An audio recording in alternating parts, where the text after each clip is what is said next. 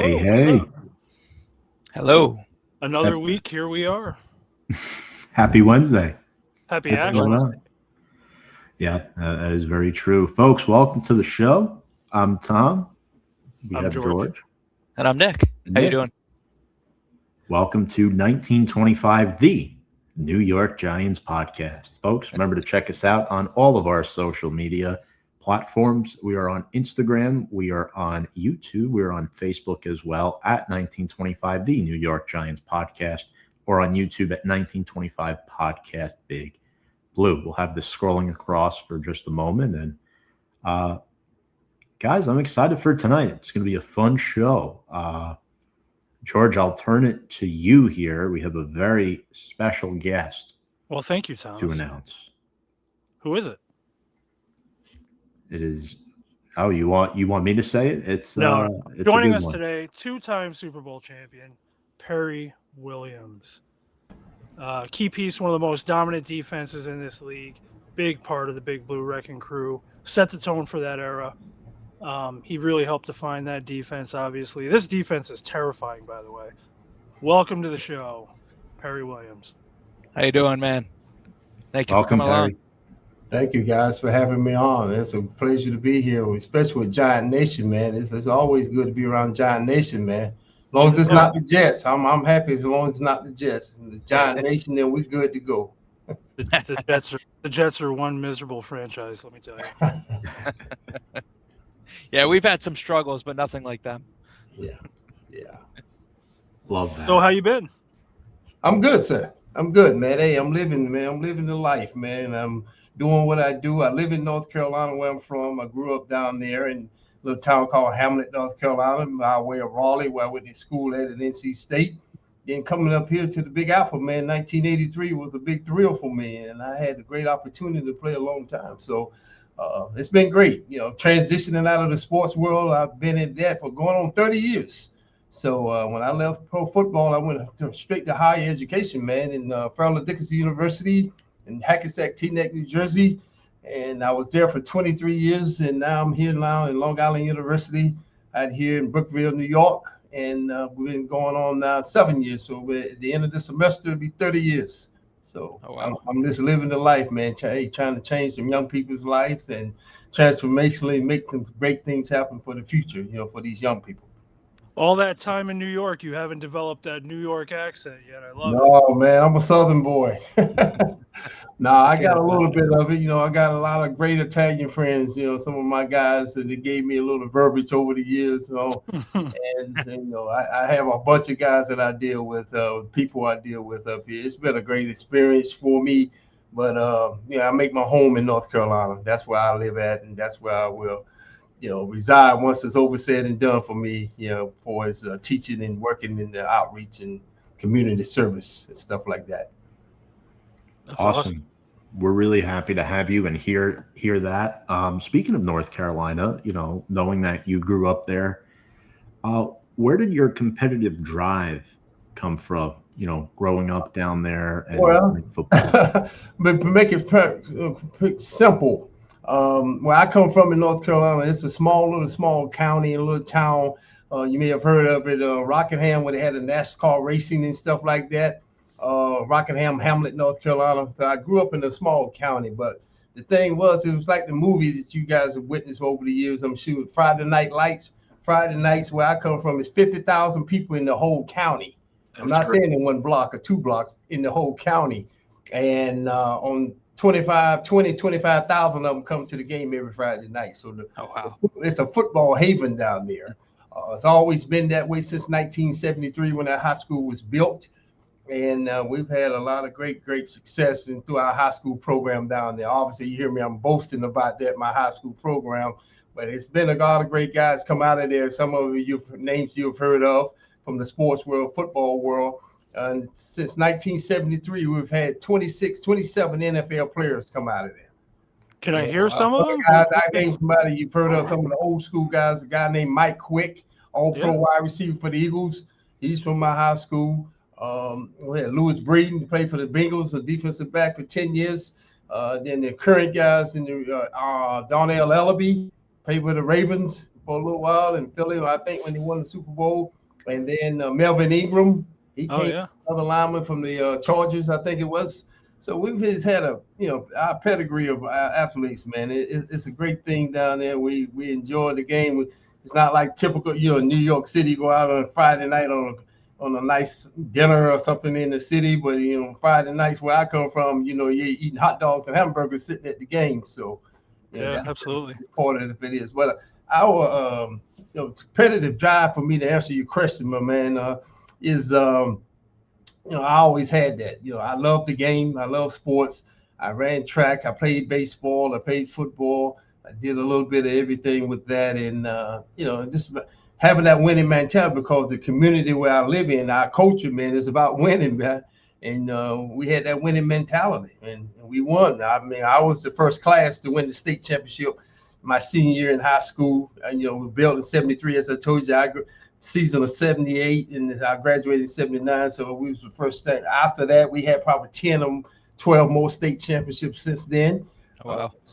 We just have a pedigree of great ball players to come out of there in the community, and the people that support us, our booster club members.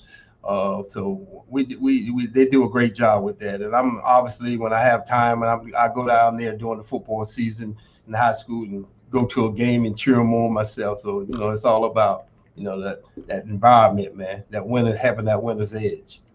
So were you always the fastest kid on the field? Did track come after? I mean, when did you realize the speed can take you somewhere? Well, that's a funny story, man. It's a true story I'm about to tell you guys in your audience, man. When I was 6 years old, I was in the first grade, okay? And my teacher used to have us to go outside, my first grade teacher, and have the kids from recess, they call it, and you go on the playground and you play around and you run and see who can climb the monkey balls the fastest, or who can run the fastest, or whatever. And so for whatever reason, I had super crazy speed in the first grade, 6 years old. I could outrun all the kids in the whole school. So that was K to 6. All the sixth graders, fifth graders, fourth graders, third graders, second graders could not outrun me. I was the fastest kid in the whole school, and I was in the first grade. So I knew it was something unique about me at that time.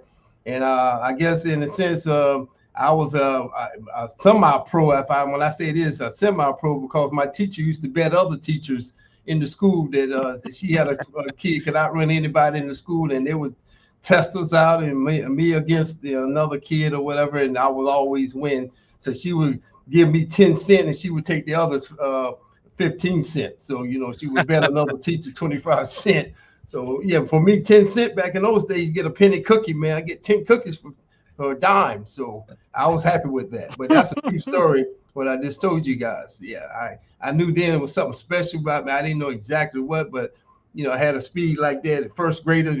6-year-old outrunning all the 12-year-olds and 13-year-olds. That's not too normal in many ways, rather.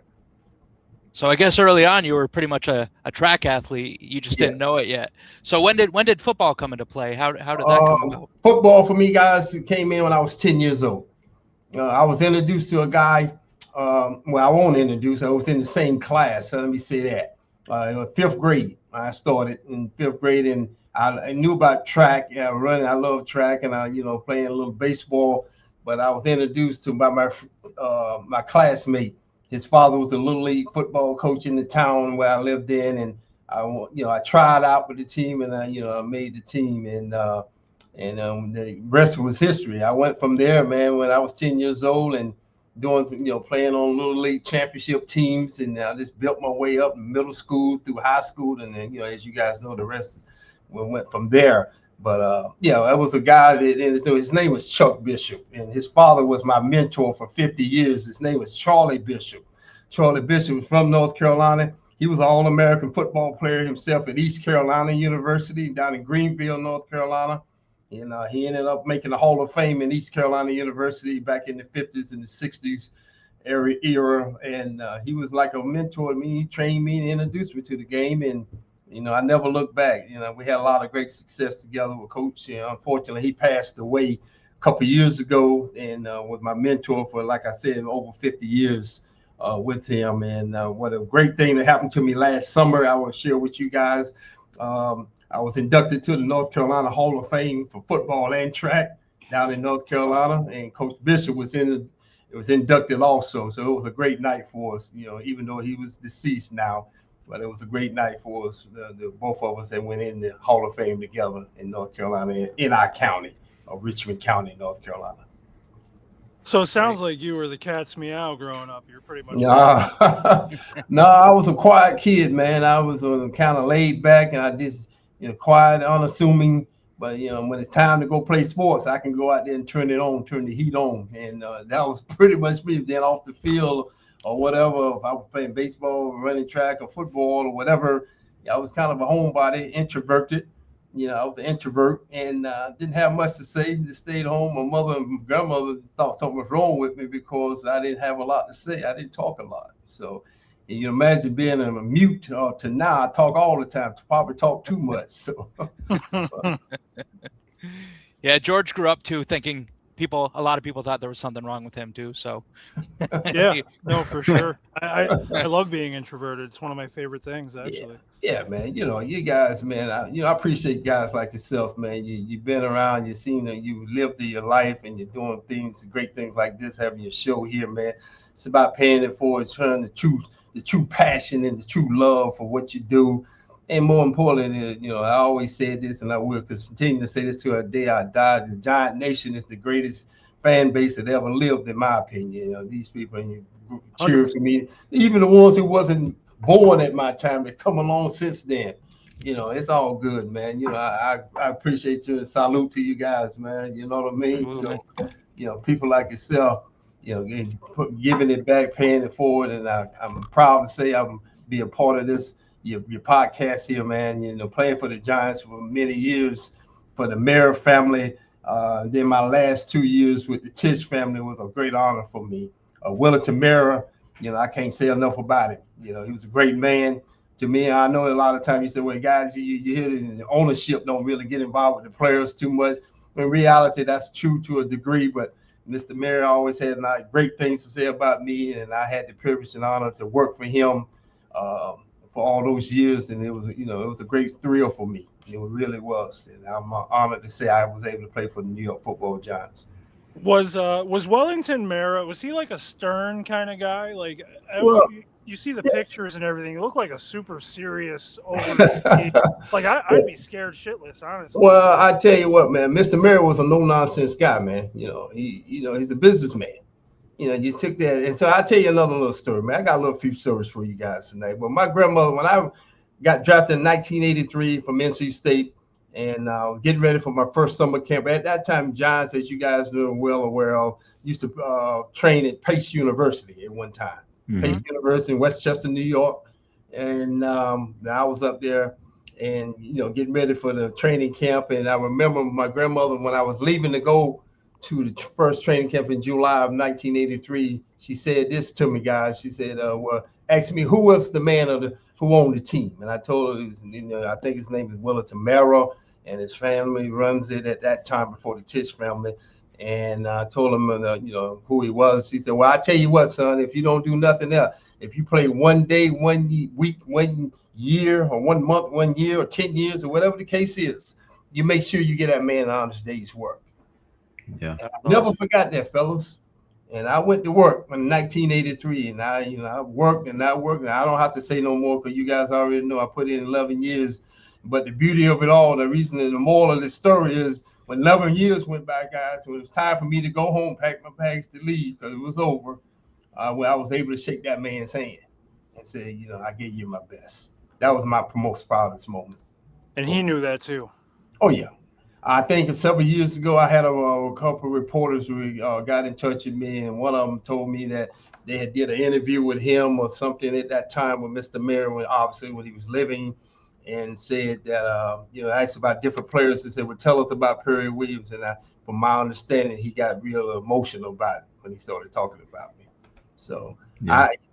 I get the willies when I think about it. Mr. Merriman was a man of integrity, a man of character, man of class, and I was able to work for him, and it taught me a lot of things as well because I grew up without a father. I wish I had a father in that kind of category, with that mindset anyway. I'm not talking about the game itself or for its monies, but just as a person, as a human being, and that really went a long ways with me. So I really appreciated the organization for having me be a part of the winning team, the winning edge, and we won. So we won a lot of games and won a lot, as you guys know, we won championships. So, but most importantly, it brought me about the way of living, my life transition, from what I went from that point to where I am today. So it was a good learning lesson point for me. That's awesome. I personally did not have the privilege to watch you, play games live because I was born a little bit after. No, I'm an OG. I'm what they call an OG now, man. I'm an OG, but that's okay. But it was all on VHS, and I watched a lot of your games. And one thing I noticed, you were really fast. I mean, it looked like you possessed Olympic caliber speed. How serious was the Olympic dream for you? Well, you guys might have did a little research on me already. I qualified for the Olympics in 1980. My sophomore year at NC State, I had broke the record. There was a guy not too far down the road in New Jersey there, down in Giant Stadium. Now it's called MetLife Stadium down there in Willenburg, New Jersey, a guy named Carl Lewis. 9-time gold, 10-time gold medalist in the Olympics in the 80s and the 90s. And Carl and I was the top two sprinters in the country at that time for his times in the 200 meters. So I qualified for the Olympics in the 200 meters in 1980. One of the things that happened was I was talking about politics for a second, guys. Jimmy Carter, the former president, unfortunately passed away a year or two ago. He boycotted America. So 1980 Summer Olympics killed all the guys, and girls. Like I was one of those guys who didn't get a chance to go. So I've always said, man, I was heartbroken, of course, had a great opportunity. They had a chance to go to the Olympics, but I didn't get a chance to go because of what the boycott with Jimmy Carter.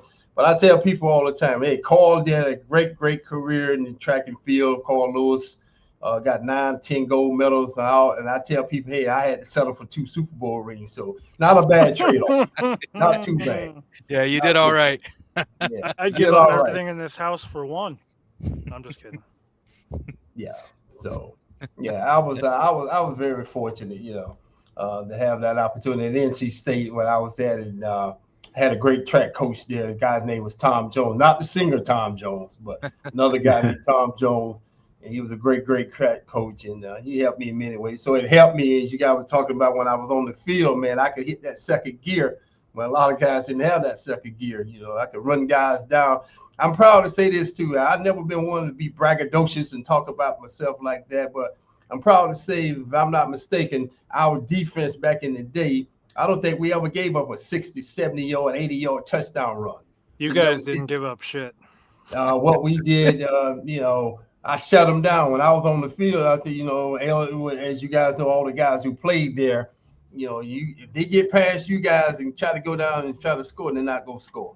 When I was on the field, I made sure that happened. I think it happened to me, which was a good game we played and we beat them with Detroit Lions. Barry Sanders broke loose on us one time. Now, if you guys got time at some point in time, you go look up Barry Sanders' greatest runs in the NFL and look at frame number 36.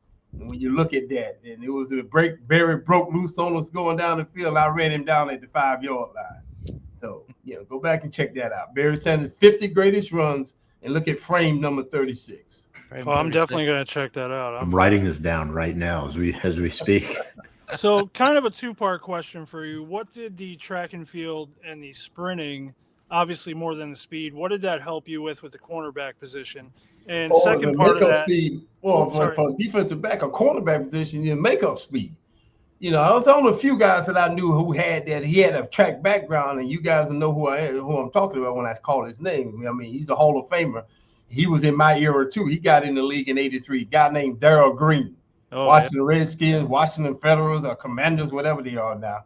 But Darrell Green was he was a 4.28 back then in 1983. I mean, he could get it. There were a few guys who had that, and Darrell had it. And just that makeup speed. If a guy beat me off the line of scrimmage, I had that kind of ability to hit that what we call hit that second gear and close the gap.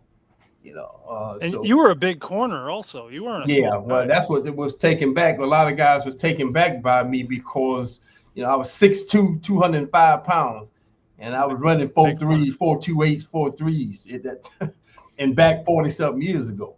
So you can imagine.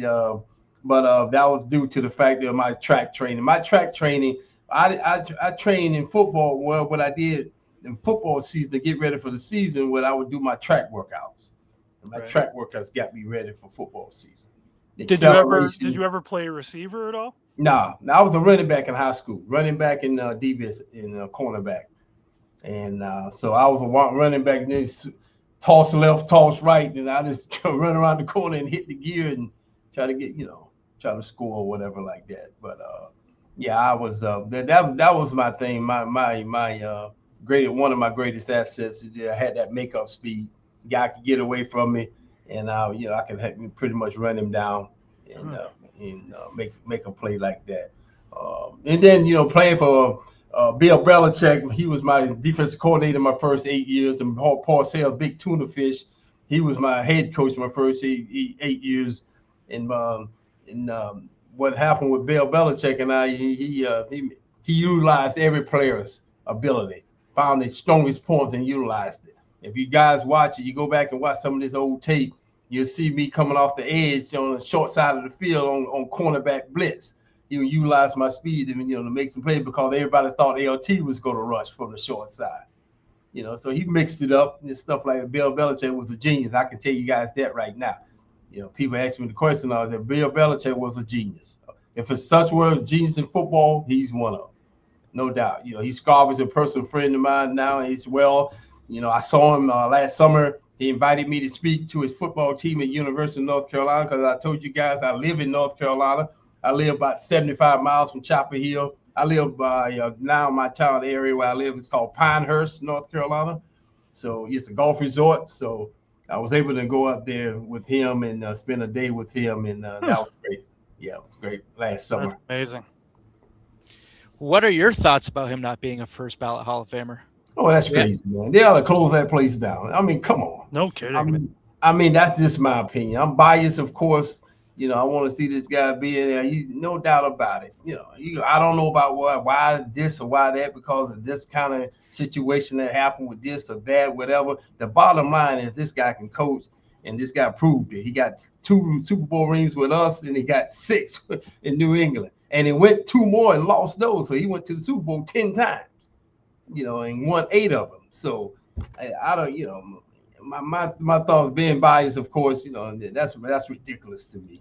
But for whatever reason, he's going to definitely be in there. This year, next year, whatever years, he's going to be in there. And I'm happy for him. He was a great coach. And it was a privilege to work with him. And I learned more. I said this in a couple other interviews. I learned more with Bill Belichick in 30 minutes, guys. 30 minutes that I did in 11 years of pro football and 4 years of college. In 15 years, in 30 minutes, I learned that. But that's how smart this guy was. Love it.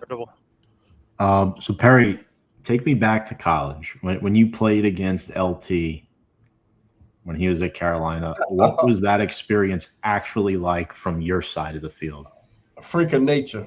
Yeah, I knew this guy was special. I watched him. We played Chapel Hill, NC State, Chapel Hill. I will tell him I always, razzed him about it. Hell, in my 4 years at NC State, my 4 years. We was 2-2, so they never got the best of us like that. So, and we won the ACC championship my freshman year in NC State football. So, well, what a freak of nature this guy was. I knew he was special. You guys, when people up north, I should say that because you guys weren't around back then. But a guy named Hugh Green from Pitt, University of Pittsburgh, who was a linebacker from Hugh Green, like one of the top deep linebackers in the country. But he and LT at the time. And LT hands down, as you know, when he got to New York, and it didn't take very long to find out who was the best. So, but LT was a freak of nature in college. He was making plays I've never seen. I'll share another story with you guys in your audience. we was watching East Carolina play because NC State was getting ready to play East Carolina the week. And so we were watching East Carolina offense going against the University of North Carolina Chapel Hill's defense and LT and his crew. And I saw the wildest thing I ever saw in football, and I never saw it even in the pros. LT took on the tight end. He threw the tight end down. The big offensive lineman tried to chip him and tried to slow him down. The fullback tried to cut him and hit him around the knee. LT dove over like he was a hurdler and grabbed the quarterback from the backside of his neck and broke his neck. Oh, Jesus Christ. In the game. Oh my True, goodness. you guys go look his history up and research that. You can see that from East Carolina. I forgot what year that was. I must have been 80, 79 or 80, one of those years. And he broke the guy's neck trying to run from it, the quarterback. Jesus. And the quarterback LT, obviously, when he was younger, even probably still now to some extent, he is the scariest football player. I mean, even just him standing, you never know where the hell the guy is. He's staring at you. He's shit talking on top of it. He's hitting you, and then after he hits you, he's telling you got to do better than that. Like, yeah, you got to bring something better than that. I mean, like, I couldn't imagine being like Ron Jaworski under center, just looking at LT, and then not only LT. I got another story for you, my man. Not to cut you off when you're talking about Ron Jaworski. I'll give you another guy. I'm gonna give you guys stories. This is a storytelling night for you. Oh yeah. We playing the Eagles, and this is a true story. We playing the Eagles in Philadelphia, and the fan base, as you guys have heard of or witnessed yourself, they're a pretty wild group down there. But in any event, we down there, we battling the hell out of them. We kicking the crap out of them. They kicking the crap out of us. So we going at it. And so LT chin strap had a defect on the helmet. So the referee said, you got to go out, LT, you got to go out for one play. The LT ran off the field, and we had a reserve guy named Andy Hedden come in his place. Okay. And so Ron Jaworski broke the huddle. And when he went to the line of scrimmage, he started calling his cadence out, and this and that. And he was looking around. And he was saying, check, where's, and then he started screaming out. Ron Jaworski started screaming out, where's 56? Where's 56? And everybody started laughing, or even on the field. Parcells didn't know what the heck was going on with guys. We were laughing. And so he called timeout because he couldn't find LT on the field. Well, he wasn't going to find LT because he was on the sideline for that one play. And so LT ran back on the field and said, Ron, I'm back in. Don't worry about it. I'm back in the game now. True story. Oh, great. Yeah, that's what you want. Yeah, he was so scared he called timeout. He couldn't find 56. Listen, those quarterbacks were petrified of your whole defense. No, It's not just even Lawrence Taylor. Like, when you're quarterback, no disrespect. Happy Feet. I call him Happy Feet. Dan Marino, Hall of Famer, great player. I'm taking nothing from him, but he was scared to death when Lawrence Taylor was out there. I saw it with my own two eyes. I saw Joe Montana. I saw Jim Kelly. I saw them all, and they were looking kind of blindsided, kind of looking to see if you talking about the movie Blindside. That was the true movie right there with LT. Coming down, rushing like that, because, I would be kind of a little afraid myself. See LT coming from that backside like that. But, he was a monster, man. He was the guy who was a freak of nature, just natural, this God-given ability. You guys like that, even in the rest of my life, I guess I'll never see another one like him in my lifetime. That comes along every 40 or 50 years. And so, absolutely. So you must have been good. You must have been quite relieved knowing you were joining Lawrence Taylor and you got to be a part of what he was going to do. Yeah. Well, I'll give you another good story. Okay. So 1983, I got up here, as you guys know. I didn't get a chance to play. I was on the bench first year on scout squad, which is fine. I learned my system. I learned the team. I learned everything. So my first year as a starter was 84. A matter of fact, against Philadelphia Eagles. So at a home game, first home game of the season. And so I remember, we ran out on the field. We had kickoff, and the defense ran on the field after the kickoff. They received, and it was a 30-second TV timeout. So I'm in the huddle with all the guys, Harry Carson and even Carl Banks at that time. He was a rookie, and the rest of the guys, and LT, Leonard Marshall. You go on and on, all these great guys. Jim Burke, we in the lineup. Terry Kennard, my free safety, my boy, my buddy. And so LT turned around in the huddle and looked at me. He never called me Perry. All my years of PW or Mr. P, my nickname was Mr. P or P-Rock. He never called me that. He always called me homeboy. He said, homeboy. And this is my first year as the starter. I'm in the lineup. I'm in the 30-second TV timeout. He said, homeboy, hey, listen, you ready to go? I said, yeah, I'm ready to go. He said, you sure you ready to go? I said, hey, now listen now, this is not no ACC football. This ain't Chapel Hill and NC State now. I said, don't worry about it. I got you. He said, you know what the NFL stands for? I said, yeah, I know what it stands for. He said, no, you don't. You don't know what it stands for. It stands for not for long. So get your ass ready to go. Let's go. And boom, we broke the huddle. And, I went out there and I had a good game. My first game out in 1984. And, that was my moment. I remember my moment with LT. Well, you're talking about 10 years later. Okay, 93, 94, when it was all over said and done. He walked away the same year I walked away and Phil Simms walked away. And I remember going up to him and saying, I call him big man. I said, big man. I say, I'm still here. 10 years later, I'm still here. And so he knew what that meant. He said, hey, I won't go nowhere. I'm right here. I never left his side. I was right there with him. So, hey, my 7th round pick, Lawrence Taylor franchise, 1st round pick, Phil Simms, 1st round pick. I was one of the last guys, the original guys that retired for the New York Giants. Phil Simms, 15 years, LT 13, and I was 11 years. But I was a 7th round pick. Those other 2 guys, 1st round pick. So you tell me. It's either, I tell guys all the time in my program here at the university, because I run the sports management academic program at LIU here, Long Island University. And one of my classes that I teach is the psychology of sports class. And I tell them all the time, hey, listen, it's all in the mind. It's called the WTA effect, guys. I'll tell you guys that in your audience. What is the WTA effect, Williams? WTA effect is a want-to attitude. It's how bad you want it. How far are you willing to go to be a champion? You go be a mutt or you go be a greyhound? You know what I mean? So you put your heart and soul in it. If you don't want to play, pack your bags and go home. This is about winning. And that's the attitude we had. I talk like that now, but I never really talked like that, because I had enough guys out there talking as it was, back in the day. But, it was just the attitude, man. It was the attitude thing. You want to attitude, you will, you will. I call it the MSG effect. You're talking about mental toughness. You're talking about having heart, and you're talking about having guts. If you got that, you don't have it, then you can't go, especially with Lawrence Taylor. You ain't going to let you on the field with him. If you ain't got to go heart and guts and mental toughness, can't play. Don't want you. And that's the attitude that we had as a team, not only as a defense, as a team. You can't play. We don't want you. Nothing personal.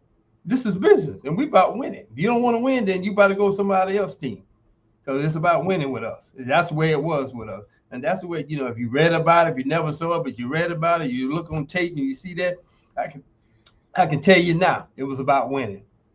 Nothing, any other thing was unacceptable. The bottom line is results, and anything else is rhetoric. And that's the way it was. So that's the way I looked at it. I didn't have no problem with it, because I had that. I wanted to win.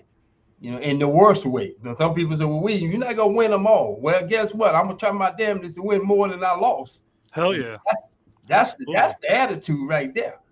That's the attitude. You got a lot of these guys, no disrespect to none of these young bucks out there now. The young guys running around and playing the game, whether Giants team now, whatever, or any team. You got to play with heart and guts. If you ain't got that, then you don't need to be out there on the football field, especially representing the Giants. Them other teams can do what they want to do. But, I expect, when I see a Giant player run on that field, I expect to see the guy get a lot of work done and make things happen, cause havoc. Disruption. And give the people a true day's work. You get paid. You pay, you get paid a lot of money, so you earn your keep. Earn your money. I mean, that's the other thing that I have a problem with. You earn your keep.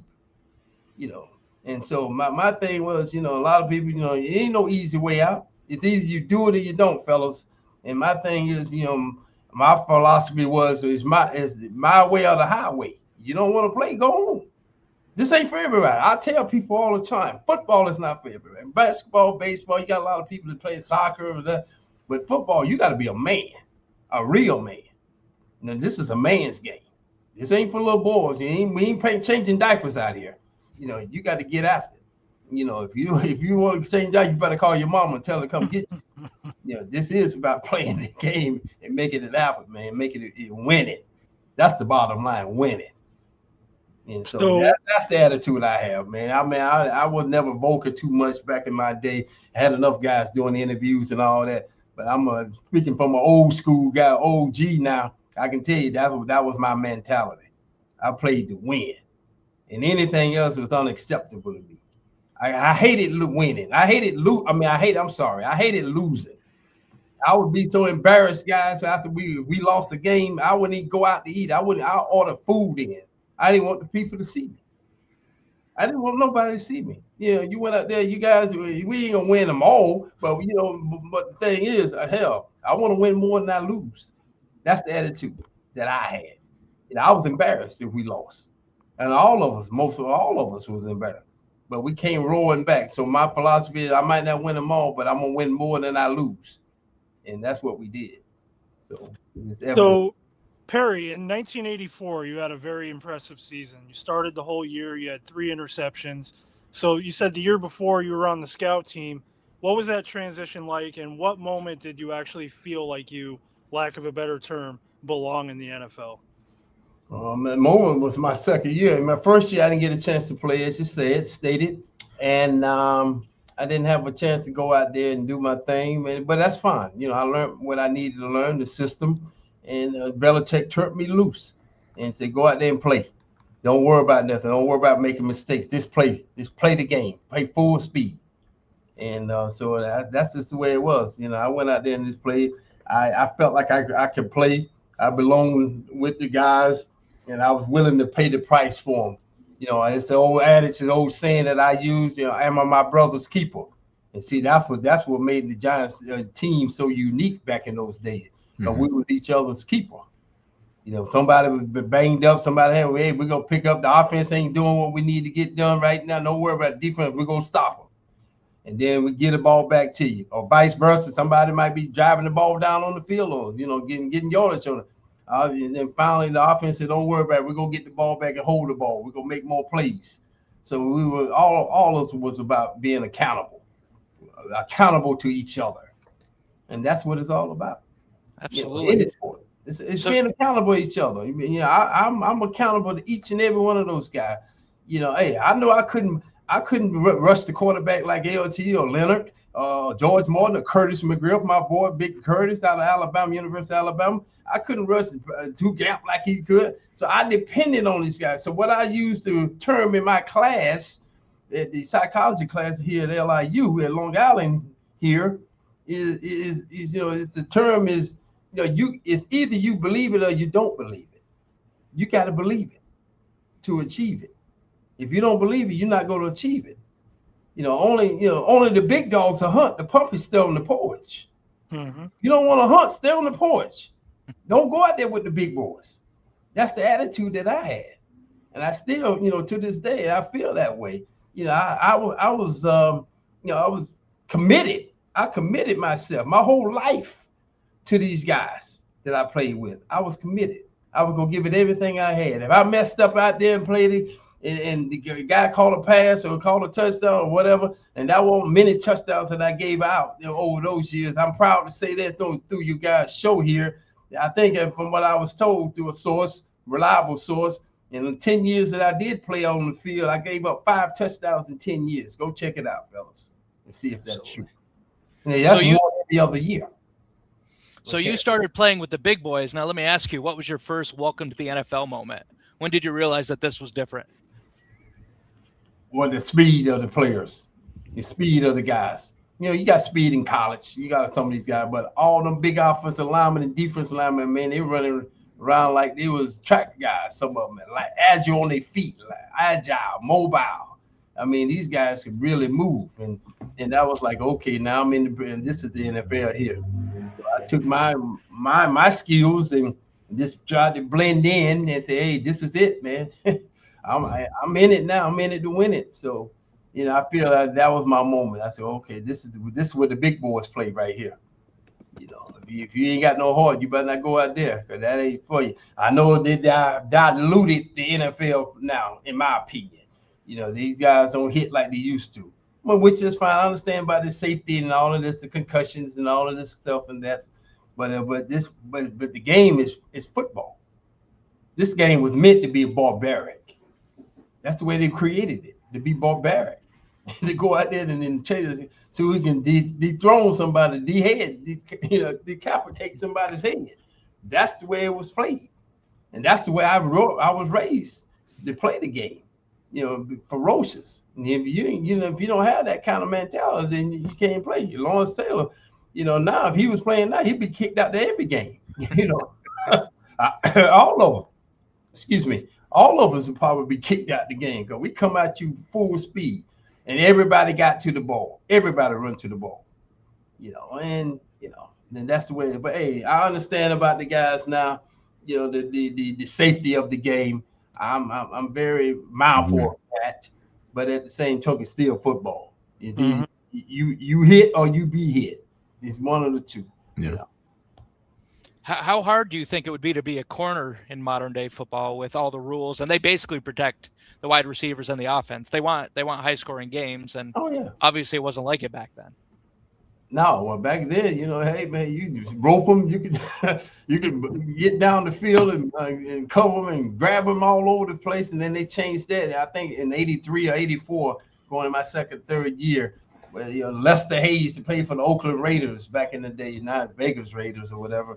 You know, the guys would molest you all over the field, man. You know, and they changed that because they wanted, like you just said, my man, they wanted to get the wide receivers open so they could score touchdowns and, you know, do all the little gyro dances and have the cheerleaders jumping up and down. So, but yeah, it changed the dynamic of the game. I understand the dynamic of the game.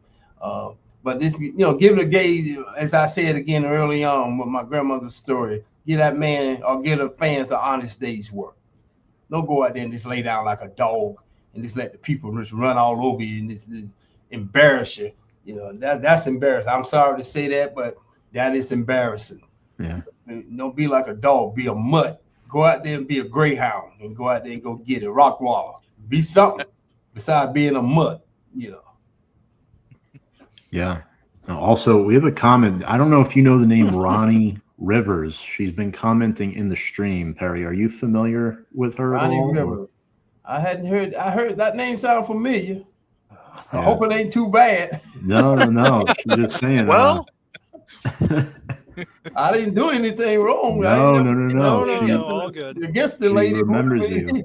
She remembers you from the late '80s, apparently. So we're just Put it checking up there, through. Tom. Well, I can say thank you. Tell her thank you for giving me a shout out. I appreciate it. Thank you for being a giant nation. But yeah, you were selected in the 7th round, right? Yeah. Did you take that personally? Is that where you expected to go? And how did you use that as fire and ambition? Well, that's another story, man. I got so many stories, man. You guys got some great questions, and I got another story. Mel Kiper, you've heard of him? ESPN. Got selection for the NFL to make these predictions. Kiper's he board. predicted in 1983 that I was going to be a late first rounder coming out of NC State.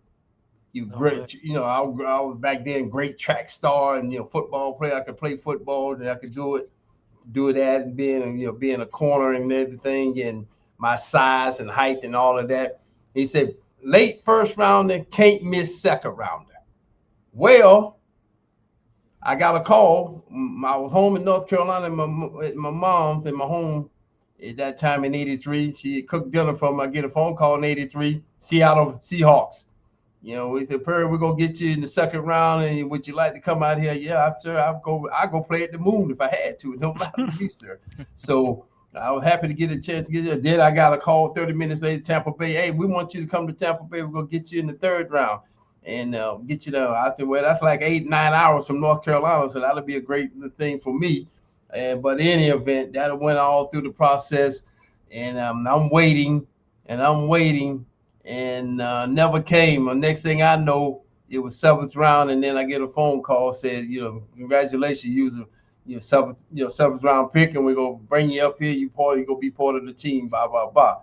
Well, I come to find out what happened, fellas. A lot of people don't know this story, and especially Giants Nation. It was 2 Perry Williams in 1983 that came out. One of them was a white kid from Clemson University, Perry Williams, and obviously me being black from the NC State. Well, the word got out that Seattle drafted him. They thought they were drafting the black Perry Williams, but they drafted the white Perry Williams.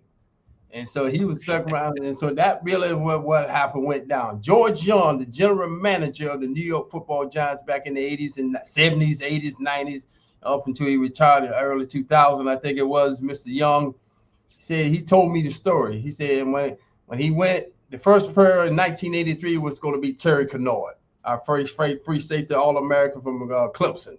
My great friend, my teammate for 7 years. But TK was first. Then I was supposed to have been second on the draft list with the Giants. George Young told me this story, Mr. Young. And he said that you were supposed to be second.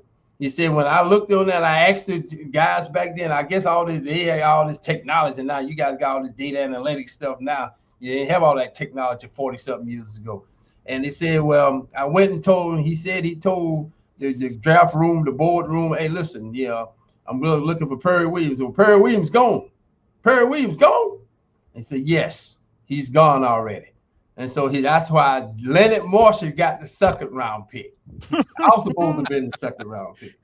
And so when that went on, so he went on third round, fourth round, and got all these other, started getting all these other guys, Carl Nelson, some of the other guys they got at that time. And when it got to the seventh round, he told me that something told him to go back to the draft board room and check again. He said, is Perry Williams gone from the board? He said, yes. That's how I'm talking about Perry Williams from NC State. And they looked on the board and said, yeah, he's still on the board. And that's how I got to know the New York Football Giants. The Perry Williams that they thought they had Seattle was the guy from Clemson. So do you think the whole league misplaced you guys? Do you think the whole league misplaced you guys? Yes. That's incredible. Gosh. Yeah, well, they got all this technology like you guys got nowadays, man. You have a chalkboard and runners and all this kind of stuff. You know, it was a whole different world then, man. Holy God. But that gave me a drive. I mean, answer your question earlier, that motivated me. You know, now I'm a seventh round pick. What's the differentiation of second round pick for finances, money? Let's just talk about money for a second. Back then, first round pick Terry Kennard got $500,000 signing bonus. Okay, a second round pick back then, Leonard Marshall, I think he got $250,000. That was supposed to be my money, $250,000. Work your way down to the seventh round, I got $25,000. $25,000, not 225, 25,000. And so, with my salary and everything, I think my first year in '83, I made $105,000 being a seventh round pick. Not bad. That's not chump change. That's a lot of money in 1983. You know. Yeah, absolutely. But wow. Nevertheless, you know. But that was my Perry Williams story. You know, the white Perry Williams and the black Perry Williams. You are by far a better man than me, because I would be so goddamn pissed off. You would never hear anyone that wanted to talk to me. I'm like, listen, y'all got the wrong Perry Williams. I'm the one you guys were supposed to get. Like, could we redo the draft or something? I mean, I tell you what, man, George Young made it up to me. He laughed. He said, I stole you. He told me in his office one time. He said, I stole you, son. I got you on the cheap. But over the years, man, when after third year and fourth working up, man, he put me in this category in the top percentile for DBs for my position. And I appreciated that. Well, I worked my butt off, of course. I worked like hell and, produced and did what I had to do. But yeah, that's my Perry Williams story in the draft, 1983. So that's wild. Real quick, this is like a training camp / weekly preparation question. When you guys were doing your prep, how great were these linemen, offense, defense drills? Like I want to say Carl Banks had a really good, like everyone would stop and watch Banks and somebody on the line go at it, trying to push each other around, stuff like that. How great were those drills to be a part of, just to see all that talent in one spot? Oh, man, now you're seeing a bunch of men go, gladiators now. Now they going at even us in practice against each other. We used to turn it up. We had to stop practicing. Big Tuna, Parcells had to stop practice sometime. And we probably would call goal line scrimmage. You're on the 20-yard line going in, a red area scrimmage. Oh man, we get after it. We get after it for real. We hitting for real. And so Parcells had to blow the whistle. Hey man, Cole, we don't want to kill each other out here. We want to save it for the adversary, for the enemy. But but we made each other better by going at each other. I'll give you another story.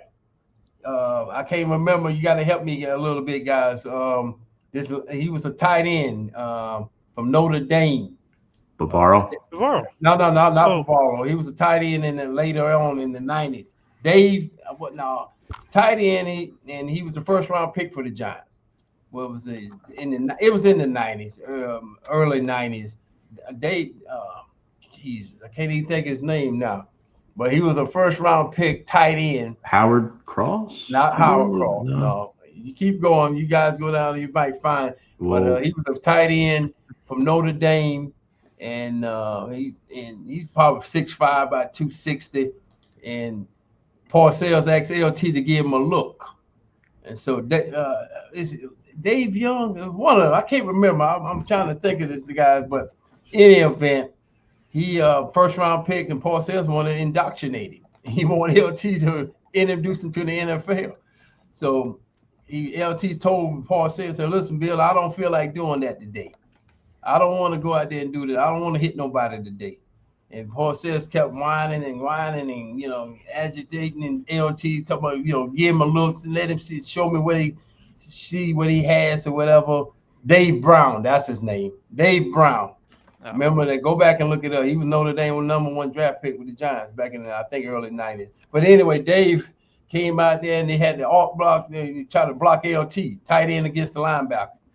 And LT told him, said, "I told you, Bill, I don't feel like practicing today." Parcells. And he said, "Well, give him one good look and see what he got." He said, "Okay." LT got on the line of scrimmage, buttoned his chin strap, and on the whistle. They hit it like a bunch of battering rams. LT hit him so hard that he broke his nose, and blood went everywhere. And Parcells stopped practicing. LT looked at Parcells, and this is a true story. He said, "Bill, see what you made me do? I told you I didn't feel like practicing. You don't make me break this boy's nose." And that's amazing. Blood was all over the place. But true story with Dave Brown, the tight end. Where LT said, "Listen, I don't feel like, don't ask me to do anything else the rest of the day." So LT was that type of guy, man. LT, he practiced when he wanted to practice. He had certain things he would do in practice, but most of the time he would just sit back and relax, watch everybody else. And that was the way he was. The game was, once we played the game, man, it was on. You have to worry about if he was ready to play, because he would be ready to play. I'm gonna give you one other thing, and I think you guys will be really enlightened now. My first year, again, 83, 84, my first year as a starter. I'm in the locker room. We got a 1 o'clock game against the Eagles. That game, what we talked about early on, the Eagles in my home game, my first home game in the starting lineup in 84. I'm in there. We got a 1 o'clock kickoff. I get to the stadium at 11:30, 90 minutes before the game. We always had that rule to come in. Well, 11:30, 12 o'clock came. LT wasn't there. 12:15, no LT. 12:30, no LT. Now I'm getting nervous myself because I thought maybe he was in the car or something happened to him or whatever. 12:45, no LT. So 10 minutes to 1, LT broke through the double doors in the locker room and was calling on Ronnie and Eddie. Ronnie Barnes is still the head trainer of the Giants, and Eddie Wagner was the trainer. And they was like NASCAR. You ever been in a NASCAR race? You go to pit stop and how the guys run up there and change the tires and do the gasoline or whatever. But LT was like that. They would put the shoulder pads on. They was putting his pants on. They was taping his ankles. And he's sitting down doing all of this, putting his pants on, getting the jersey on, putting everything on. And then after that, LT, after he got dressed, within 3-4 minutes, it seems like, LT started screaming and hollering in the locker room, cursing out Parcells. He was cursing out everybody. I was looking at him like this guy. He started roaring like a lion, and I couldn't believe what I was hearing and I was seeing. And so after that, he was cursing, and he was cursing out Parcells because he wanted Parcells to tell him that he was going to introduce the starting defense to the audience. So I guess to the fan base, he wanted to be introduced to the first home game, the defense.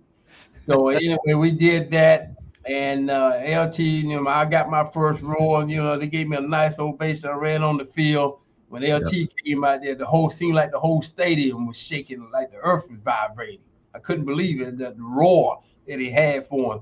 He played out there. We won the game, everything. We got in. LT went back in the locker room. Ron and Eddie, they ran back in there. They took all his clothes off for him, shoulder pads, cut off his tape for his ankles and all this kind of stuff.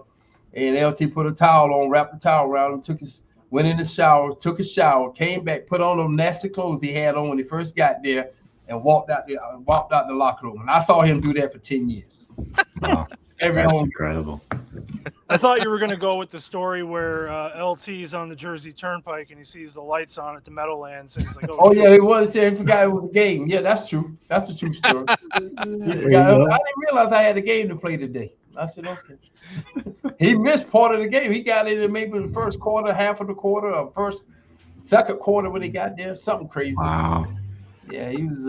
This guy was a tremendous player. He was a little whacked out at times. He do some crazy stuff, but he was a little touched. But we all got some touched people in our family, so we looked at each other as family members. You always got a crazy uncle, whatever. We also got George right there. George is crazy himself. Yeah. I wish a good crazy. Absolutely. Speaking of crazy, Perry, you had a great 1986 season, 4 interceptions that year. You made it to the Super Bowl. You faced John Elway. I guess the question is, what do you remember most about facing him and the adjustments you guys made at halftime? Because the game was much closer. Yeah. Going into the locker room. Yeah, well, one of the reasons that we was closer like that, that's a good question. Thank you for that question, is the weather. When we were practicing in New York. Now, we didn't have no bubbles back in the day. We didn't have no indoor arena to practice in. We had to go outside and practice and get ready for the Super Bowl in the Meadowlands, on the stadium, on the field, in the turf field. And it was 20, 30, 40 degrees or whatever it was, and we practiced. Then we go out to California, and that atmosphere out there, it's warm.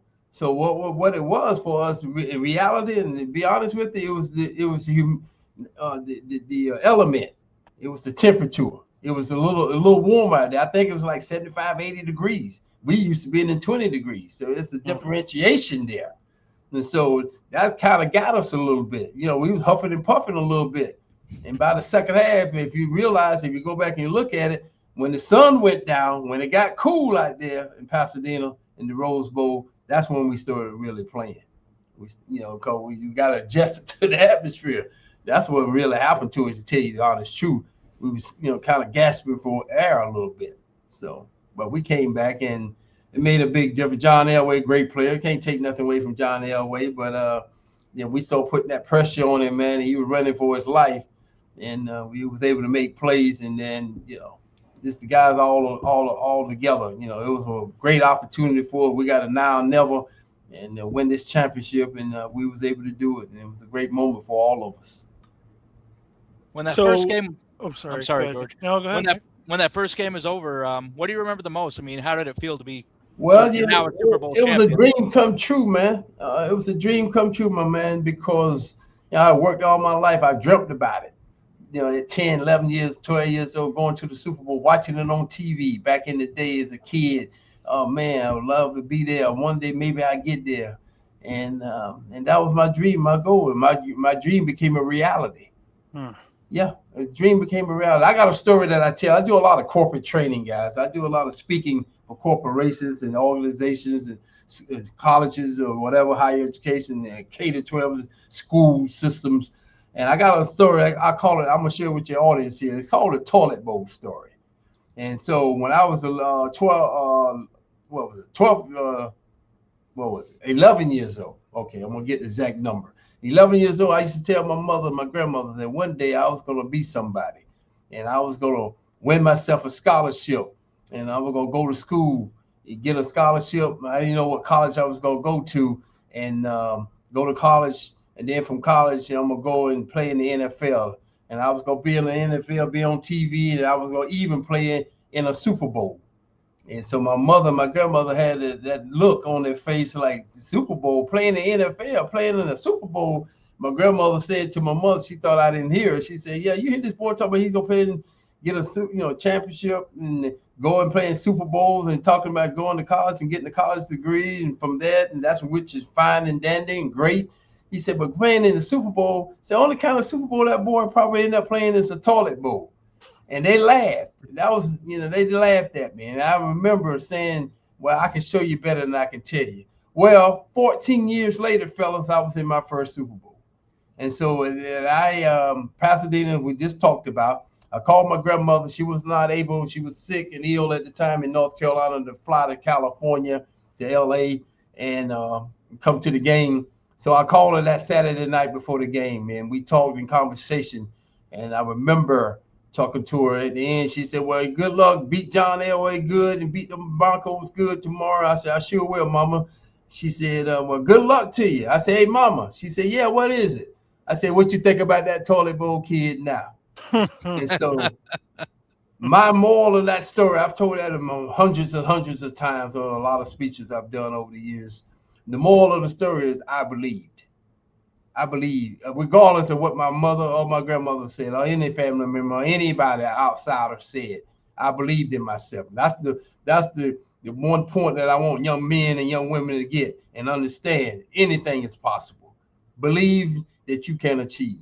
If you can believe, that you may have a chance to achieve, but you got to believe. And I believed, and I was able to achieve it. Not only once, I was so happy to get that one Super Bowl. I was like, hey, I'll never go again. That'd be great.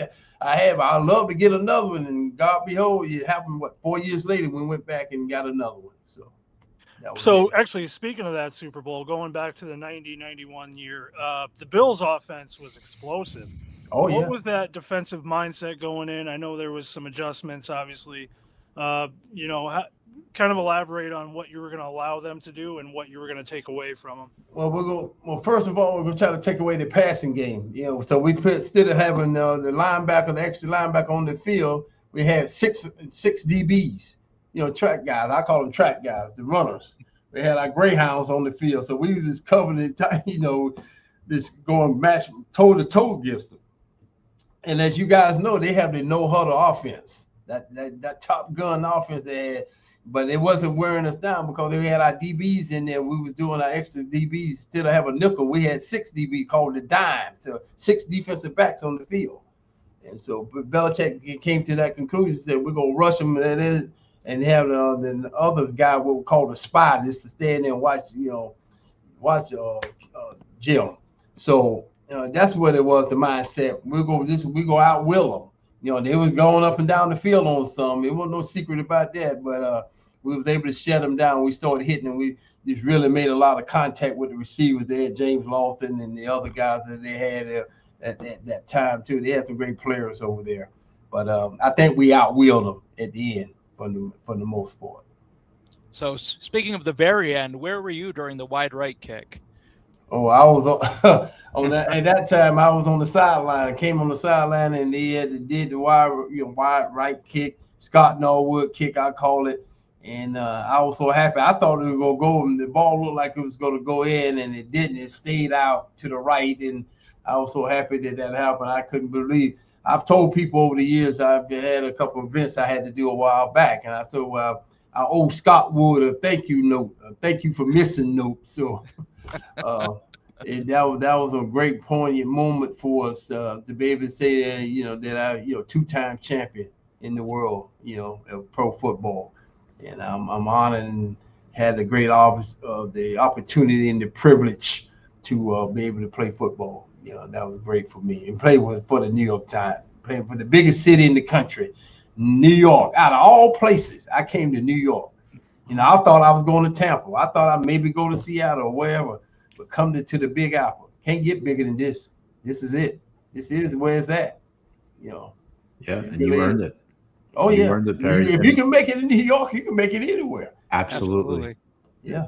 Did one Super Bowl feel different from the other, though, between the two? Nah, the first one, of course, felt so gratifying, man. I finally got a chance to live that dream, that toilet bowl dream. I got a chance to live it. And the sucker was kind of know what to be expected or whatever for that particular week or a couple weeks. I think it was a week that particular year. And just getting ready, get your mind right, kind of knew what to do, kind of get my mind set, get your family, got everybody pulling and tugging at you, but tickets or you want to see you and this and that. I'm here to work. We here to work. It's not vacation. For your families, they can vacation in Los Angeles out there at that time or down in Tampa. But we had to work. We had to get our heads right to get ready to go. Get that, headspace, as these young guys call it, and girls call it nowadays. Get your headspace right. So, yeah. Perry, what receiver gave you the toughest matchup in your career? Probably Art Monk and James Lawson. James Lawson first. James Lawson was a former track and field guy himself at Arizona State, back in his day. James Lawson was a heck of a player. He was about 6'3", about 215 pounds. But I got him, and he can run. He was a good runner. I think he was a hurler or something like that in track and field. So he has some speed too. So, but he was tough. He was tough to go against. Art Monk. Then of course I'm biased. I used my other boy from my hometown, and went to NC State with me, Mike Quick, All-Pro wide receiver for the Eagles. He was great player. So we had a lot of great players. People ask me all the time, who was the greatest player that you ever played against, wide receiver? And then you said toughest receiver. I was called the most complete receiver. Around was James Lawson. Jerry Rice was great. Michael Irvin, all those guys. I'm going back to some of these old school guys and stuff like that as well. But most complete player was James Lawson. He'll go across the middle. He cracked down on linebackers. I mean, he was sticking up in there. A lot of these guys want to catch the ball and catch and run and keep going. They don't want to block nobody. So, so that was the difference for me. James Lawson. Art Monk, Mike Quick, Jerry Rice has been there, and the other guy. It was a lot of guys, to be honest with you guys, back in the day. John Jefferson, Kevin Winslow Sr. We had so many guys out there playing at that time. The NFL was loaded with a lot of guys, a lot of great players, and especially wide receiver. Washington Redskins had what's the other one guy? Gary Clark. I thought he was a great player. Just going back in time, with these guys. So just great players. Great athletes, and understood the game of football was all about. Tough assignments. Oh yeah. Every day it ain't like high school or like college. You get an All-American, 1 or 2 All-Americans a year you play against in college. The pros are All-Americans every day, because all them guys are great players to make it to the league. Absolutely. Now, what would you say your greatest accomplishment was, aside from the Super Bowls? What's the thing that maybe the fans wouldn't know what you're most proud of, like your determination? That's easy, man. I appreciate you asking that question, my man, because my accomplishment I had to get a college degrees. You hear me? I just said degrees. I got an undergraduate degree in criminal justice with a minor in psychology, and my master's degree is in public administration, concentration in business. I got my master's degree while I was still playing pro football. I went back to school during the off season in the late 80s and early 90s. We won the second Super Bowl in January of 1991. And in June of 1991, I received my master's degree. So I played 3 more years after I got my master's degree. And when I retired from pro football, I got a call from Fairleigh Dickinson University, where I had gone and got my master's degree from. Not too far from Giant Stadium, or now MetLife Stadium, about 10, 15 minutes away. And got my master's degree from there. They offered me a job about 4 months after I retired from the Giants. And I worked for FDU, Fairleigh Dickinson University. I was there for 23 years. 23 years at FDU. Now I'm here at Long Island University. I've been here in May will be 7 years. So 30 years of my life has been involved with education, higher education, and outreach. Great school, by the way. Got the privilege to go there. Unfortunately, didn't get to cross paths with you, Perry. But so we do. It's never too late. It's never too late. It is never too late. Absolutely. Want to be mindful of your time and just have a couple more, if that's okay. Yeah. So what got you into work or being a professor specifically, and what would you say is more difficult, leading a classroom full of students or an NFL locker room? Oh no, the NFL locker room, they the craziest. Yeah. They students in class, man. They're cool kids, man. They hungry. You know, they got that desire. They not only, we got a lot of student athletes in my program, of course, and you know, they hungry, they thirsty. They want to hear some of that, you know, some of my saying, the words of wisdom, if you will. They're willing to listen. They want to take in, get all the information they can take in. And I enjoy that. I call that transformationally changing the life. My life, you know, it's been predicated in what made me go into education. I wasn't going into education. I was going to go and get involved in being a real estate mogul. I call it tycoon. I was going to go back and buy land in North Carolina and get involved with real estate and do some various other things that I was going to be involved in. But for whatever reason, the man from upstairs, the man I call the man upstairs, decided that he wanted me to work with outreach and work with young people. And that's what led me to that. I wasn't going to go and be involved with education like that. I was going to go and do outreach. I was going to go and do speeches, you know, about staying in school, leadership, team building concepts and all that kind of stuff, and doing the right things, motivation and so whatever. But I had no intentions I had no idea, I should say, that I would be involved with higher education or doing outreach for schools from K to 12. I had the privilege of some years back when the U.S. Army, United States Army military, and asked me to put together a leadership and team program initiative for them, outreach initiative. And I went to 40 major cities in America, and I had to cover 3 million kids in 2 years. Mm-hmm. So that was in 2008 to 2010. Wow. And I went out there on a mission, man. I touched a lot of kids. Not everybody gonna play pro sports. We all know that. Okay, but you got to have something else to fall back on. Even though I played the game, I still had to get out the game. You know, I played a long time, but you still got to transition to the real world. And I was ready for the real world in that sense that at least I had an education intact. You know, and I had something I could be proud of. You know, because they can take away football. That's why they call it NFL. NFL, not for long.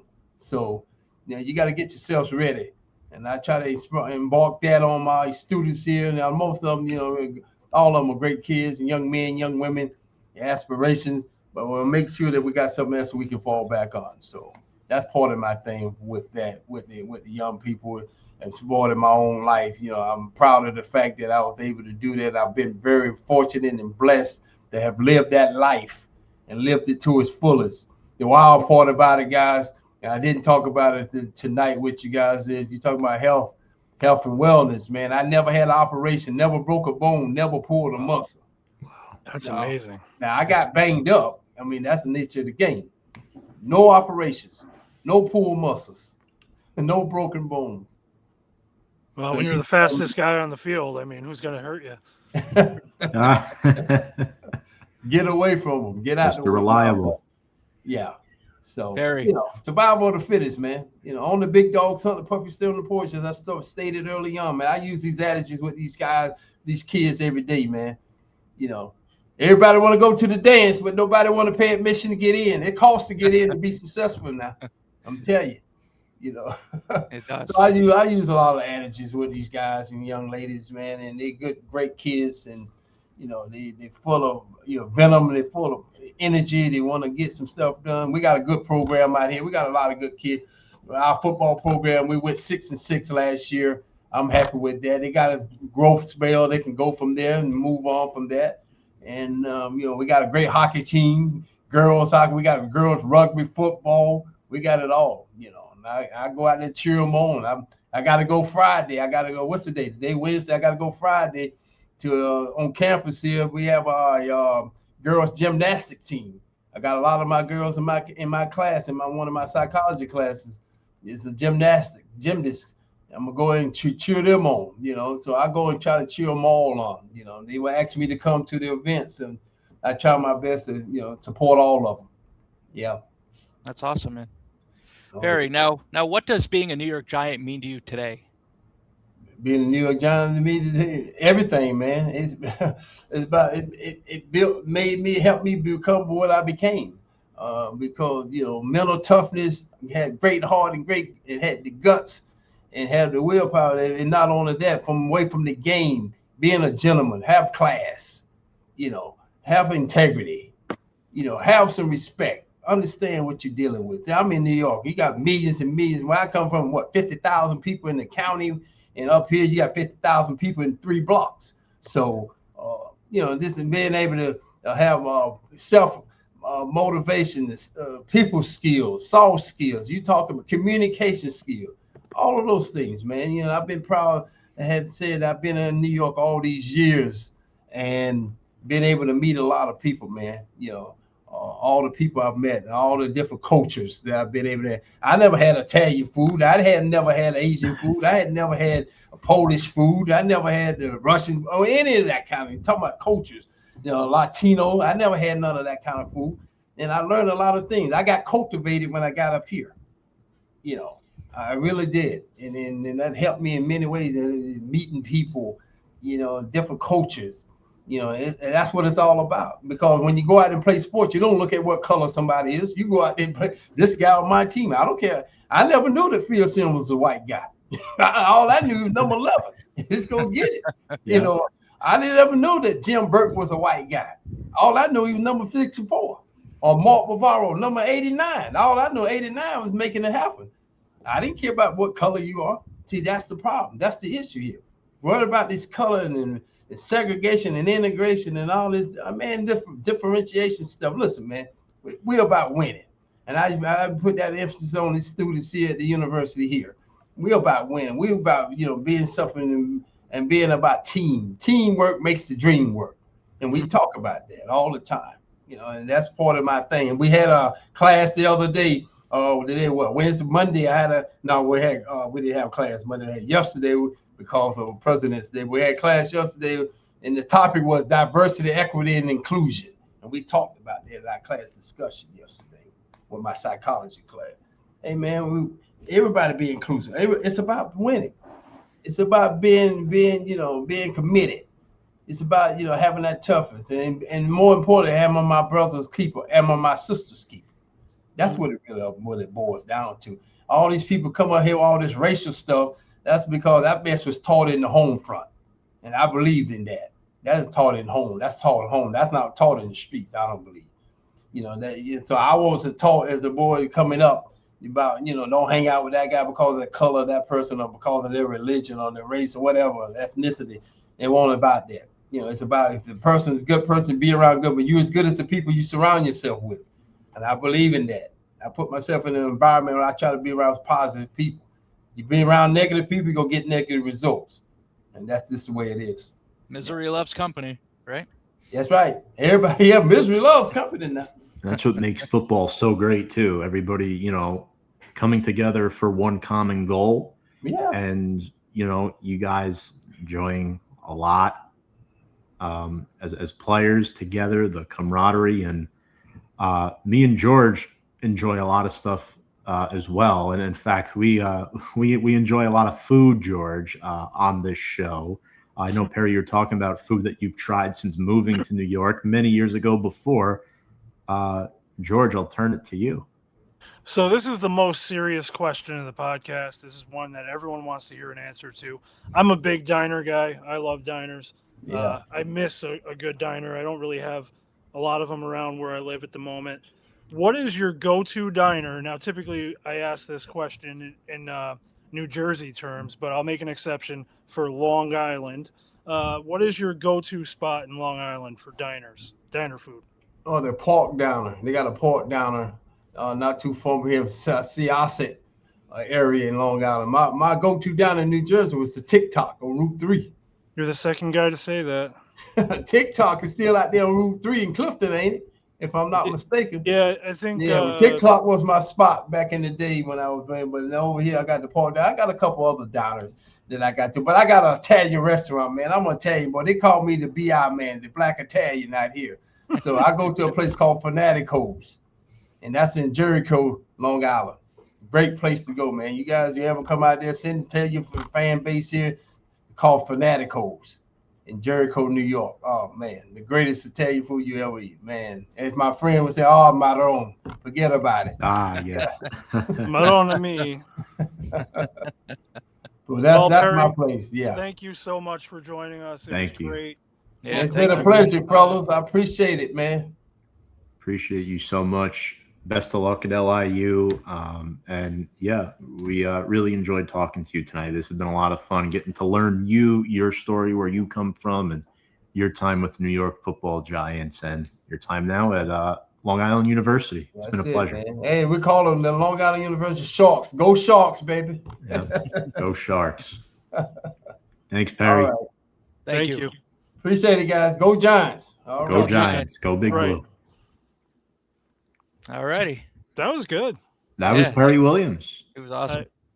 That's the best part about this gig is, besides all the money we make, it's really a interesting concept to take somebody you know nothing about and just hearing all this stuff. It really amazes me. Speaking of amazement, next week we have a guest. I know we're running over because we talk so much. Next week, right? New York Giants fangirl Adriana will be here. Slightly later start time. 8:15, right? Tuesday, February 24th. So yeah, we're going to start 8:15 that night. We got Adriana. Should be a lot of fun. We're going to talk about the state of the Giants, what we expect, what we hope for, and all that fun stuff. And I'm probably going to be a little angrier just because of the state of the Giants the last, how many years, right? Absolutely. So George angry? Never. crazy. I was very safe, calm, and polite today. You were. You were. It's Wednesday, that's why. Yes, that you were. Thank you, Rhonda. Thank you, Tudo. I mean, I had no idea about that. Rolling with the punches on live show. It's such a small world, man. It is such a small world. So, do you want to do one next week? I guess I already teased it. We might as well, right? Well, me and Tom will definitely be here. I don't know about you, George. I'm getting replaced every week. Is that how this works? Well, yeah. We're working for on this reason only.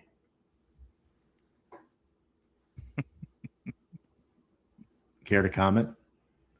I'm not going to give you any satisfaction. Go No? Giants. Go Giants. Cheers.